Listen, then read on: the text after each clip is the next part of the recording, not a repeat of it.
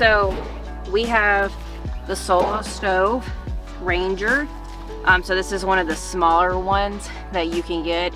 The reason why we got the smaller one was because of being with the van, the space for storage and being able to keep this. So this is what we have. We've been using it for a while now, and it comes with its own storage bag, which is awesome. So just comes with pretty much a rope close, and then you pretty much just pull this out. I would say, if anything, make sure you push down on it to kind of get it around as well too. It fits on there pretty snugly. Yep. Definitely not always the easiest thing to get off, but you kind of just scooch it down there, and then sometimes what I'll do is, because it has handles on it, I'll grab it with my feet so that way I can pull it out. So I'd recommend putting on some gloves so that way you don't get ashy, and then just grabbing it and pulling it out. And then what we've learned is, if you get the griddle attachment, which we also have, which we'll show you here soon, or the wok, it comes with a riser. So what you do is you set this on top here, and then you'll put your cooking attachment up top, so that way you can still feed your wood, which is awesome. And we just figured out that we can turn this upside down, which still gives you all the space as well too, which is awesome. Yeah, a lot easier for storage. Yep. So here we have the griddle attachment, which is all cast iron. So, and you can see where it has its grooves, where it's just gonna sit on this and be able to really catch anything. So when you're cooking on this and you need to put more firewood in, you just slide it in right here. Wanna cook some dinner, huh? Yeah? Okay. So this is the cast iron one that we have. As you guys have seen before, we do have wire mesh, pretty much is what we use for bulgogi. So they have this, they also have a wok. We mainly got this for like pancakes and eggs, bacon. So they do have really great accessories. This is a little cumbersome to also store, just because it is circular and has these really big handles. So that's something we've always carried, because we do like this ideal. And then so when we're ready just to have the fire normally, as you can tell, since it is smaller and it's not as deep, you do want to have specific size cut wood for this. So we do have a log splitter at home, which we're able to divvy down some of this wood, but you don't really want this much overhang. So they do sell wood that is a specific size for this, which is great, but we do have some that we're able to cut down, unlike this one that you can usually buy at the store.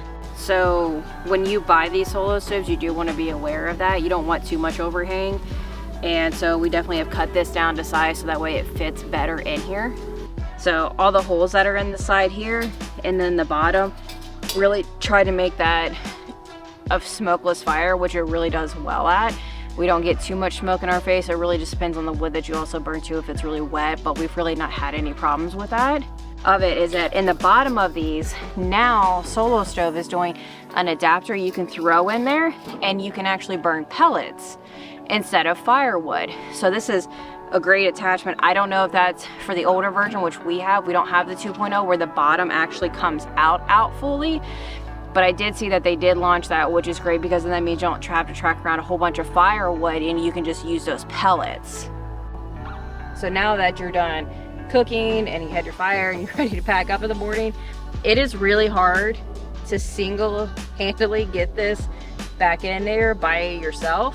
It's doable, and I've done it, but it is harder. So we've flipped our attachment upside down, put that right in there, and then I'll try to wiggle this back in here. So as you saw how tight it was to get on in the first place, so I'll try to get it around here, pull it up there. There we go. So it's a little bit harder by yourself if you don't have this in the right configuration. Yeah, if you don't have this in the right configuration, like when you just took it out, because we just took it out, so it's a lot easier to get back in there. But then we'll just pull this top up like this, and we will go ahead and tighten that down, punch that down a little bit, and then it is all ready to throw back in the van. So we were going to plan on cooking dinner tonight. Once again, it's really super windy out here. There's no fire restrictions, but to us it's not worth it because the wind is so high right now. So we're actually just going to cook inside and see how that goes. But traveling with it, we have loved it as we have tried it. And all right, so this has also been great for when we go disperse camping in the fire rinks that people make. They leave trash all the time in there. We try to pick that up, we try to throw that away, but having our own contained fire makes us feel a little bit safer. So we definitely have enjoyed having this and using this to its full potential. We can even use this at our house, which is great. But we are going to now try out the BioLite. I think it's going to pack down a little bit better. We're going to figure out the pros and cons of that and see which one we really like traveling better with. So stay tuned for that video. And if you guys like this video, hit that thumbs up button. Go ahead and subscribe. We're coming out with videos weekly, and we will see you on the next one.